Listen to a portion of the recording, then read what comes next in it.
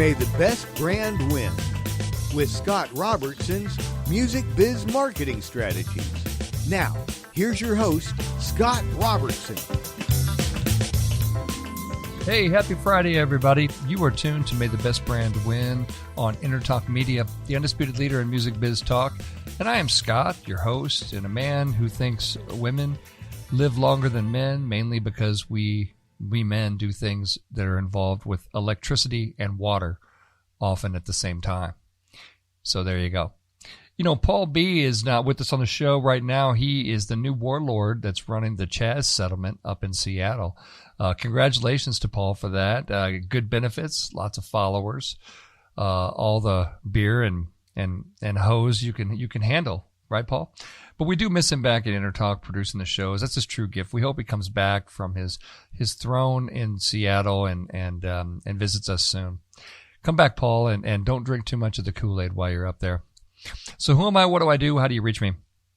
I am a marketing communications consultant. I run a public relations and marketing firm called Robertson Communications in Orange County.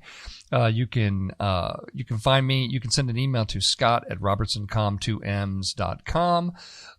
You can also find me on facebook.com/robertsoncom. And of course, my Twitter handle is @robertsoncom as well. 2M's like communications. Also, I'm a certified story brand guide, and now I can create even better brand stories, website wireframes, sales copy, really write interesting things that make customers kind of lean in and want to learn more about a business. And of course, PR being the ultimate weapon in terms of a brand building trust out there. I do a lot of that. So anyway, I was in a conversation recently with some business owners, and the question of what is your most effective marketing advice came up. And almost all of them said, yeah, we don't do too much marketing, which I found strange because, they're still in business and all. And upon further examination, many of them engaged in lots of marketing-related activities, but they just didn't want to call them marketing, right? So we're going to talk about that. I call this episode, you guys are super smart because you tuned into episode 162, and I call that, you don't call that marketing. And, so anyway, it should be interesting. We're going to talk about kind of the things that kind of slip by there that are marketing related things that aren't really considered marketing. We're also going to dig into who's winning and losing and another fantabulous episode of the program. You guys tuned into a good one. So, why don't, segment one, I want to get into, why people don't consider some of the things they do to be quote unquote marketing. If you define marketing as promotion, if a lot of people were saying, well, I don't do any advertising, so I don't do any marketing.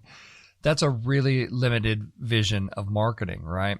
Like if you only define it as promotion and you're not specifically advertising or launching something or something like that, then you might not think that you are quote unquote marketing, right?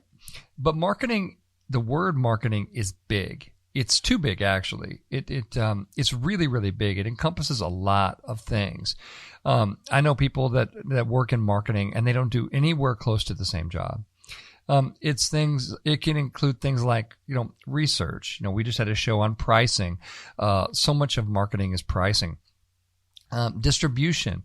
You could talk about, the customer journey and all the places that they don't want to hear from you. All of the, and also the promotion side of it as well. But, the definition that I use, is the best way to think about marketing is it's anything that we do to build a stronger relationship with our key audiences. What does a business want? The business wants good relationships leading to sales, for many, many, many, many, many years, right? That's we want people to kind of get on the carousel with us and go around and round and keep putting their quarter in and keep being excited about it. That's really what we want. Everything really counts. So, everything, the idea of everything counts in marketing, and specifically in branding, but definitely in marketing, it's also why you want to attract and not interrupt people.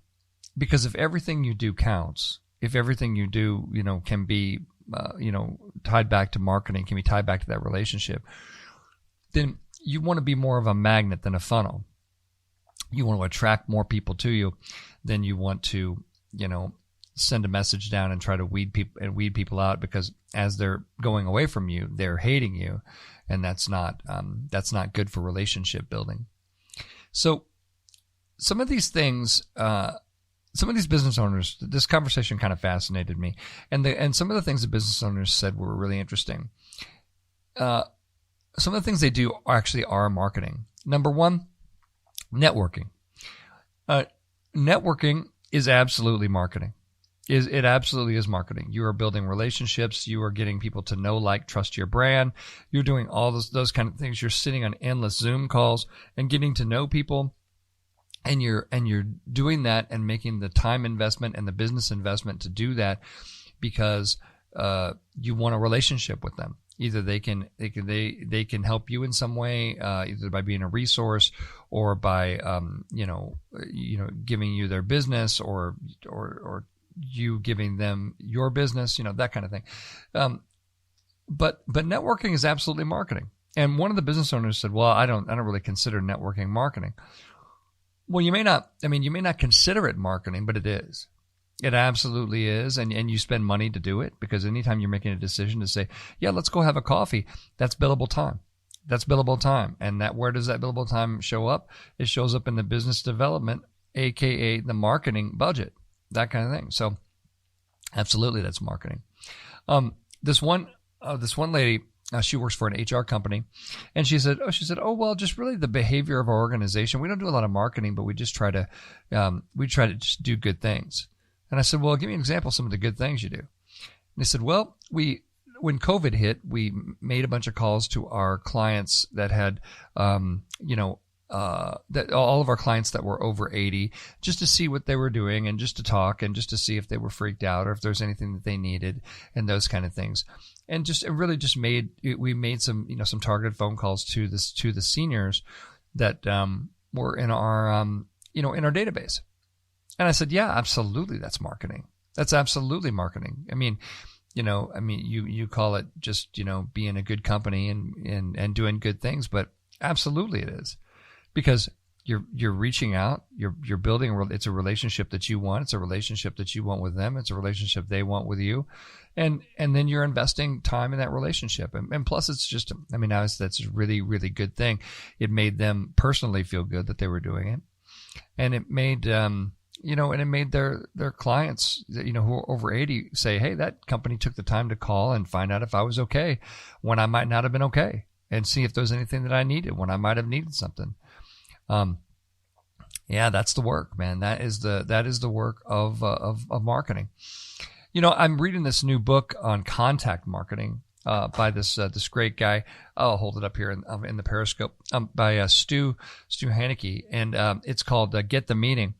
And he talks about contact marketing, and really the idea, he has a bunch of case studies and examples and things to get a 100% response rate every time. Now, people might not consider some of the things you do post-meeting. Let's say you send a handwritten card. Let's say you send, an interesting article. Your kind of follow-up in sales. People say, "Oh, that's really sales. That's not marketing." Well, I don't know, not to split too many hairs. If it's in the relationship bucket with people, and you're doing it for more than one person, then yeah, I would say that you're,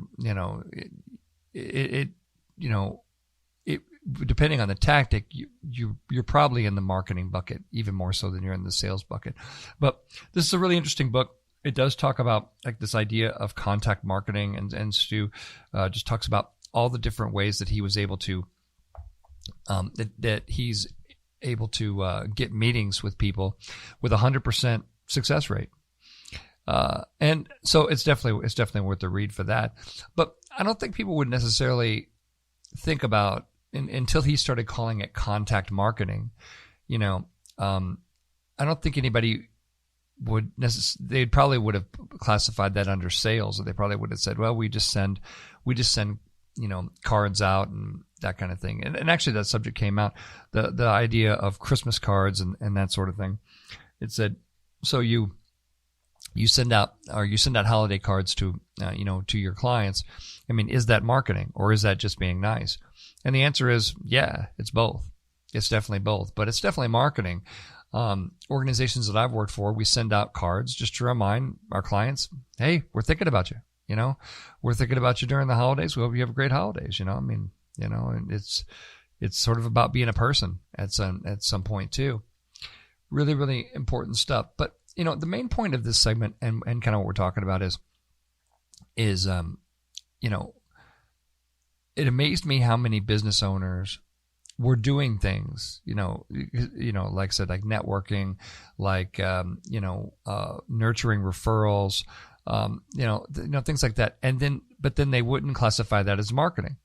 So then when you come in and say, well, what's your marketing budget? What do you spend your marketing budget on? Oh, well, we really don't do that much marketing. Well, that's just sort of a misuse of the term more than it is an accurate depiction of what you're doing in your business. And as a business owner, you need to know the difference. You need to know the difference. You need to be able to say, yeah, look, these are all the things in our marketing budget. And I encourage you to think bigger about what that marketing, that whole marketing function entails. If you're the director of marketing, everything counts, right? Every touch point. So if you come in and you're the director of marketing in a new company and you just come in and start looking at the advertising, then, you're the director of advertising. You haven't looked at what customer service is doing. You haven't looked at the pricing.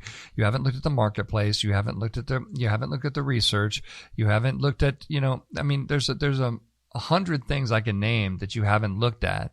And unless you're looking at those things, you're not really running marketing. You're running a tactic or a function of marketing. Remember the functional definition of marketing that we're talking about.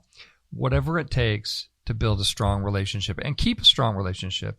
On this show, we talk about winning and losing a lot, and a lot of companies, they get those relationships for, over 100 years in a brand, and they burn it up in a weekend, So anything like that still falls under the marketing flag. It's a fascinating subject, and like I said, I would just encourage everybody to think about marketing in a little bit broader context when you're doing that. And in the third segment, I'm going to come back. I'm going to give you 5 things that you need to do with your own marketing. So anyway, you're tuned to the May the Best Brand Win on Entertalk Media, the undisputed leader in music biz talk. Come on back, and we're going to talk about who's winning and losing in this crazy week. We'll see you in a few minutes. Thanks.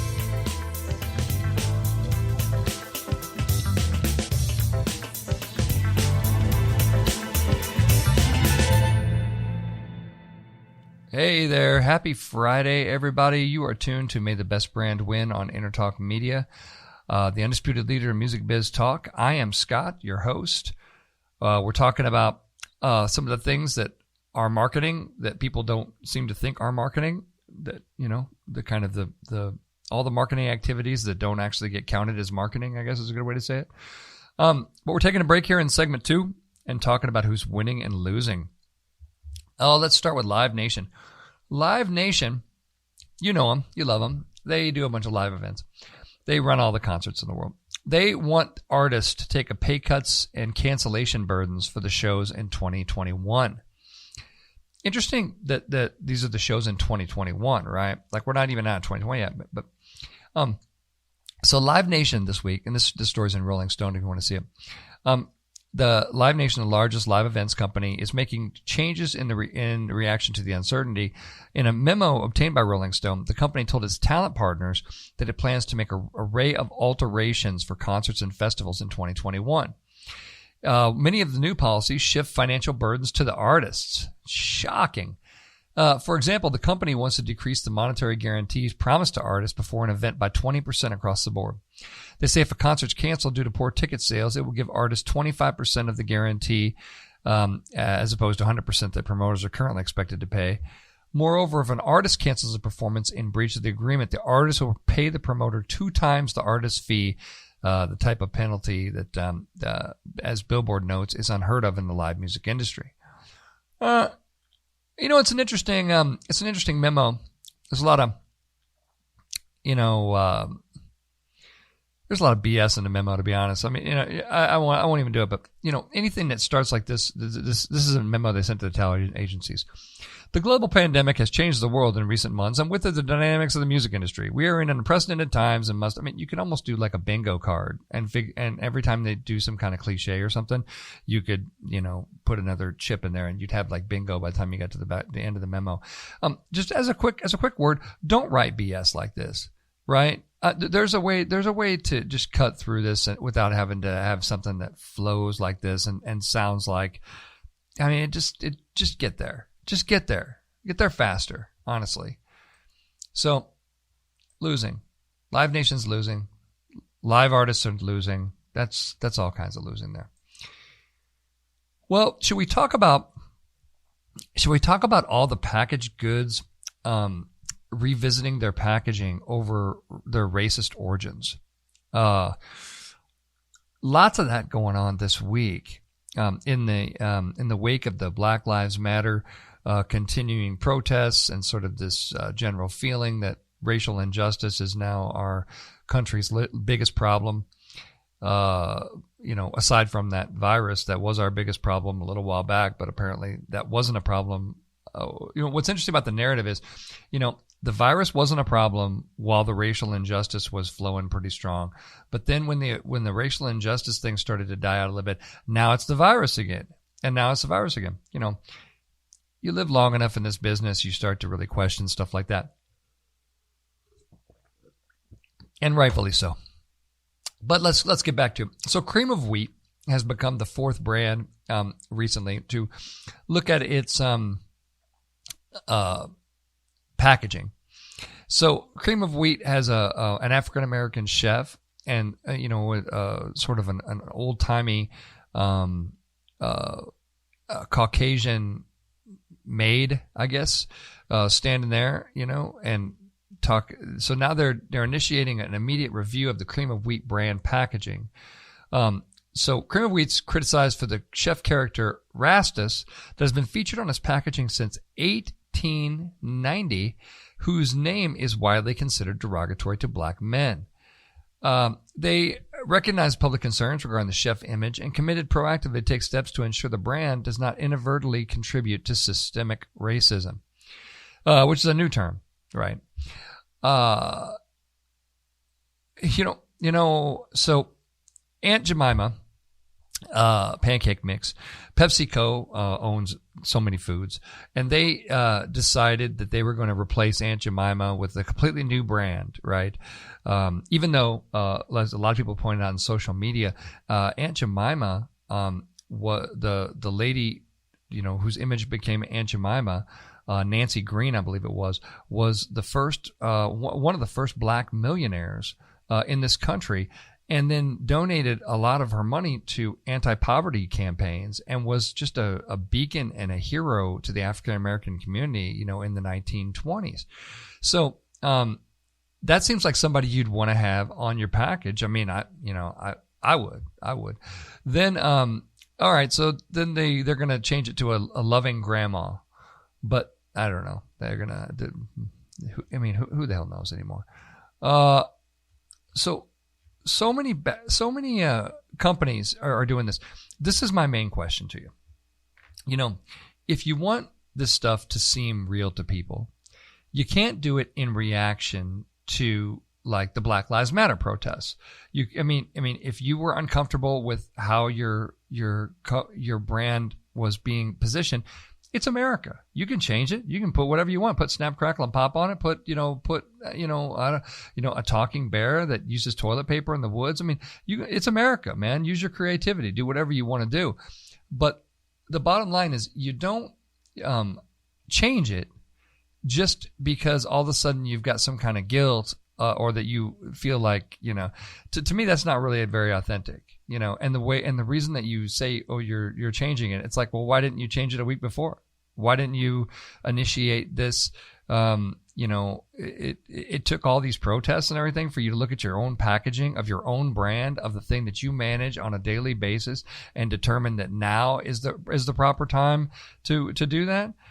To me, that sounds like that you would change, that you don't believe in your brand and you would change your brand in a heartbeat if, just to sort of mindlessly pander to people. And that's what that becomes. And that's what that becomes. You become that kind of company that would just change your brand and apologize. Change your brand. The thing that everybody likes to do these days is really, apologize hardcore. So, I think that's all kinds of losing. I think you need to be who you are. You need to understand who you are. You put it out for the people that you want.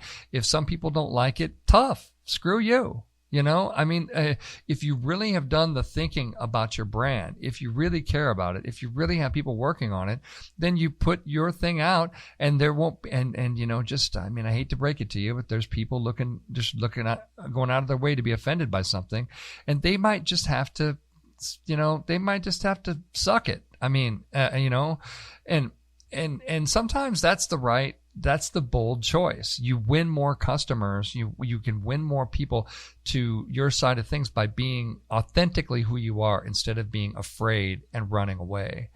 It just, I don't know. I just don't agree with that strategy at all. It just seems really stupid. It seems like it'd be really easy to come back to you, and when they put the matronly grandmother on there, somebody's going to be pissed off about that. Well, that doesn't look like my grandma, somebody's always going to be upset with you. And for them, there are other brands of pancake syrup. Enjoy. Take some other pancake syrup and don't let the door hit you where the good Lord split you. You can't run your brand that way. You just can't. Let's talk about, I'm going to talk about one of my clients. So quick, full disclosure. This is one of my clients. They launched a new video game that is so cool. MellowQuest is a company that works, that is a video game development company. And they launched this game called Keys and Kingdoms. It's free on iOS and Mac and PC. And it teaches kids to play the piano, to defeat enemies in the game. You have to play little passages on the piano, and when you do that, you, instead of hitting like triangle, square, X, circle, that kind of thing to defeat the bad guy, you do C, D, G, F, that kind of thing. And then the kids love the game. They want to play all the puzzles in the game and defeat all the enemies in the game and everything. And they're learning real piano skills. So they can walk over to the piano and say, well, I learned this passage and I learned how to do this.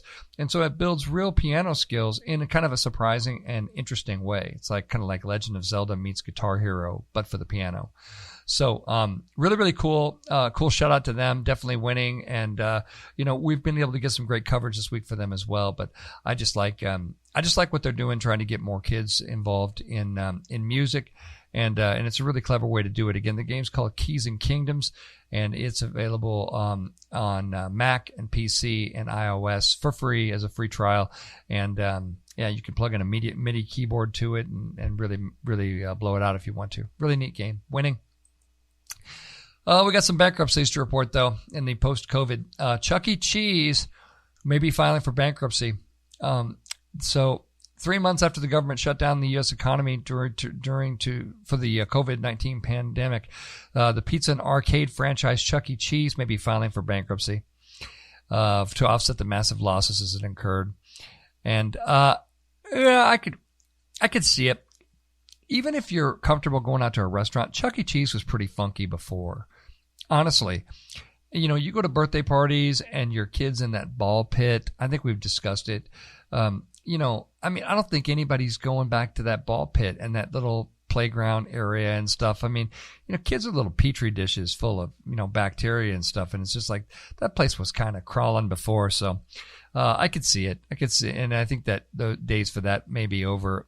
Anywho, just because the rule makers of the world are never going to allow that place to open up the way that it was open before again anyway. So they're going to be shutting down, I imagine. 24-Hour Fitness, just sort of a Chuck E. Cheese for adults. That's filing for bankruptcy. It's closing 130 gyms. The gym business has been hit really hard by this too, because again, you're using the same equipment that some skank before you used, and you don't know where they've been, right? And that kind of thing. It's going to be tough for the resource sharing type of businesses of the world are going to have problems. Just because the rule makers are coming in with a lot of insane rules. You got to have this crazy distance that they just made up for no reason. That doesn't make any sense. You got to be wearing masks.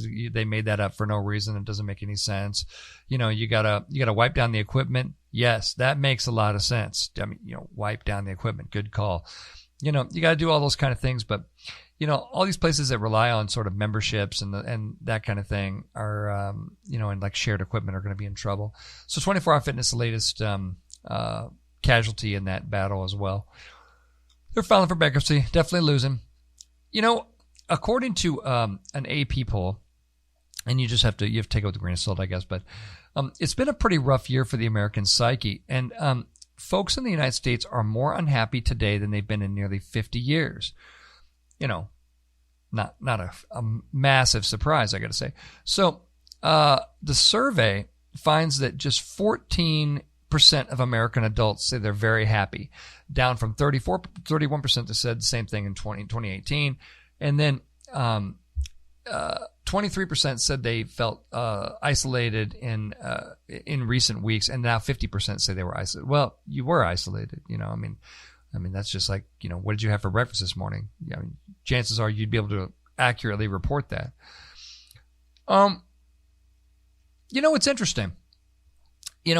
Americans are the unhappiest they've been. Well, certainly would have the reason to be, right?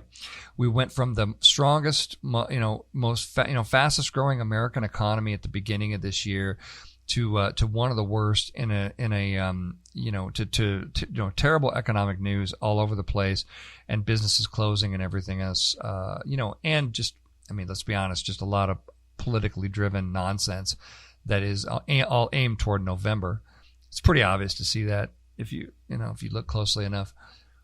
But Americans apparently are the unhappiest that we've been in 50 years. I don't know. Happiness is a choice, I think. You gotta choose to be happy. It's like it shouldn't necessarily matter all those different different factors. But I could see it. I could see people saying that, certainly in a survey kind of situation. Who's winning is outdoor exercise, and especially walking. Man, lots of walking. I've seen a lot of articles about the increased amount of people who are outside walking. Also some running. But Runner's World magazine did an article on it, and here's a piece that I just thought was interesting. So while it's true that higher intensity exercise like running and cycling can release neurotransmitters, walking seems likely to produce insights and even revelations. One theory, explored in a 2017 article published by Brain World magazine, is that, and Brain World, fantastic magazine to have all around you, because it talks about the brain and neuroscience. As a marketer, you need to be really good at neuroscience, right? We're really good at that stuff. We got to be. So it's the complex nature. The complex nature of walking as a movement that lights up various parts of your brain at the same time. So when you're trail running or riding the bike, a portion of your brain is devoted to things like not tripping over big rocks on the trail, listening for cars on the road, or just pushing through tough moments in the workout. But when you're walking, you kind of get a double hit of the good stuff, right? You basically, walking outdoors reduces cortisol. It improves your mood much more than, say, exercising on a treadmill. So people naturally feel better when you are walking. So I encourage everybody, get out there, walk. Weather's great. Summertime, let's do it. That's what I'm talking about. You can get these mental benefits as well to walking. If you want to check it out, go to Runner's World magazine. That's where I'm sorry, I had that wrong. It's on outsideonline.com for that one. And it's called Walking is Making a Major Comeback. Great story. Pretty long story, actually, on that. And that's who's winning and losing this week, folks. You are still tuned to May the Best Brand Win on Entertalk, the undisputed leader in music biz talk. Come on back, and I'm going to give you 5 things that you must do with your marketing and call it marketing. See you in a few.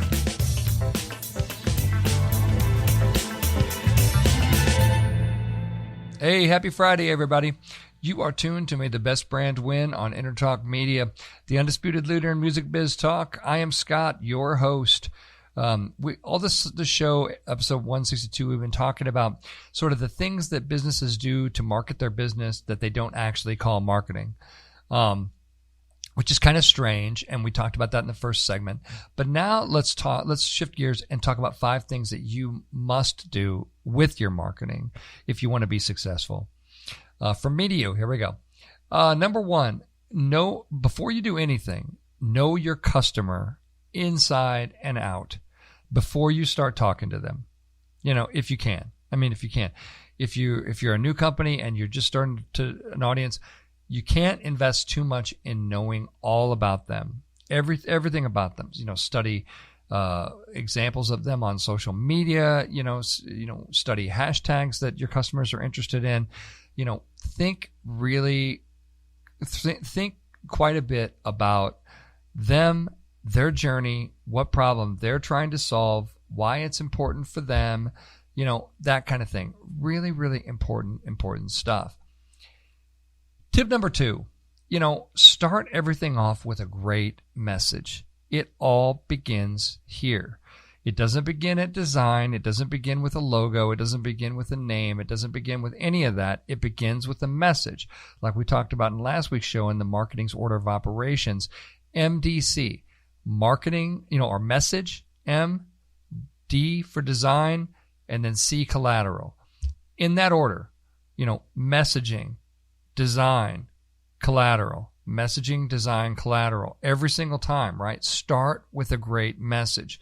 I see people on Alignable all the time, and they say, well, how do I market my remote bookkeeping business? And people say, and the marketers come in and go, well, you need pay-per-click ads. Well, you need Yelp. Well, you need this. And I'm like, you don't need any of that crap. What you need is a good message. You might need some of that crap. Let me put it in different, let me say that a little bit differently. You might need some of that crap, but after you have clearly defined your customer, you've clearly defined what they want, you've clearly understand their problem, you clearly have a message that addresses their problem. Message, right? Like we talk about story brand, a character, has a problem, meets a guide who gives them a plan and calls them to action and shows them a view of life that's either a lot of success or, a lot of success, hopefully, and hopefully not the failure if they don't do business with you. But a little bit of a threat of failure in case they don't do business with you, because, that motivates people. That's why the tax day has a day right there. Message. So number 3, networking is key to building any business right now. As Ken Rakowski says in the show, or in the networking group Metal, he says your network is your net worth. And I agree with that 100%. Nobody does it alone. Nobody is going to be able to, so you want to find that group of people that are going to, be invested in helping build your business. Probably usually along with while you're helping them build theirs and that kind of thing. But your marketing must include networking, and call it marketing. It's marketing. If you're going and you're sitting in a networking meeting and you're talking to people and you're connecting to people and you're spending the company's billable time to do that, then it's marketing. It's absolutely marketing. So, call it what it is. And make sure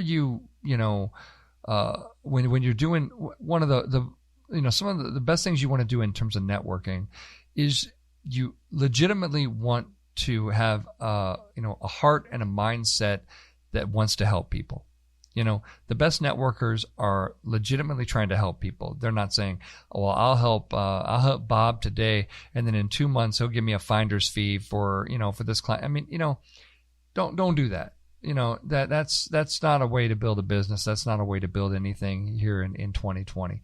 So, network, do it as much as you can, and then also, if you do it virtually, right now while everybody's socially distanced apart, then do it socially, do it virtually, do that. So number 4, your company's behavior is also marketing. Don't ever forget that. Everything counts. Make sure your company behaves well. Don't spend, $100,000 on an advertising campaign and then, do a bunch of social media, things that are stupid and alienate your audience. Pay attention. Everything counts. It's like a diet. You are the sum total of all the food and drink that you take in your body. Your brand is the sum total of all the ways that customers, touch you during the week, or during the month, or whatever. So it's like every touch point, is another opportunity for you to build that brand and also for you to destroy it a little bit too. So make sure that you understand that behavior is also marketing. I've had some corporate jobs before, and departments have said, well, this is a marketing department. Why are they in there talking about customer service and this behavior? And I said, well, because they're connected. Because there's actually just one brand here, and that's people kind of getting into that silo mentality. But if you're really thinking about it, think about it like the CEO thinks about it. The CEO doesn't care about anybody's department because the CEO cares about the brand, right? I always used to explain it to people, my corporate jobs like this. If you work in the lingerie department and somebody works in the hardware department, it's still the same store, probably. Let's say it's a department store. It's still the same store. And the CEO of the store just cares about the store. They don't care if you're buying lingerie. They don't care if you're buying hardware. They don't care if you're buying blue jeans. They don't care if you're buying groceries. They don't care as long as you're shopping in their store, right? Everybody needs to get that larger mindset going and understand that the behavior of the employees, the behavior of customer service, the behavior of the sales reps, the behavior of the CEO, the behavior of all the people on social media, all of that leads back into the brand. All of it leads back into marketing in some way. So make sure that behavior is good. That's what I would say. And then my last tip for you is the best marketing is real and it's fun. We just saw an example of this thing that Live Nation sent out. When they write a memo and it says, the global pandemic has changed the world in recent months, and with it, the dynamics of the music industry. We are in unprecedented times and must adequately account for the shift in market demand, the exponential rise of certain costs, and the overall increase of uncertainty that materially affects our mission. In order for us to move forward, we must make certain the changes for our agreements for the artists, blah, blah, blah. Be real. Just say, it's been a tough year. It's been a tough year. And for that reason, here are some principal changes for 2021. I mean, you're not given a global address to the United Nations, so just bring it down a notch. Honestly, you don't need all those words and all that bull crap that leads into it. It doesn't soften the blow. You still got all the negative press when this thing hit, so just get there faster and be real and have fun. Man, life is really serious right now. Life is super serious right now as we're moving towards the November elections, and it just seems like every single day there's something new that's designed to mess with us, and try to affect our perception, leading to, one political party or the other, winning the day in November. And honestly, after November, you probably see all this stuff go away like snow in the summertime. So life is super serious right now, but you don't always have to be. Use that creativity. Make sure your marketing is fun. Do something fun. Think about your audience saying, well, we solved this problem for them, but what if we gave them a little fun? What could we do that could be fun for them? That kind of thing. Those are my tips, folks. Those are my 5 tips. Know your customer inside and out. Number 2, start with a great message. Number 3, network. Number 4, don't forget about your behavior, company's behavior. Really important. That's also marketing.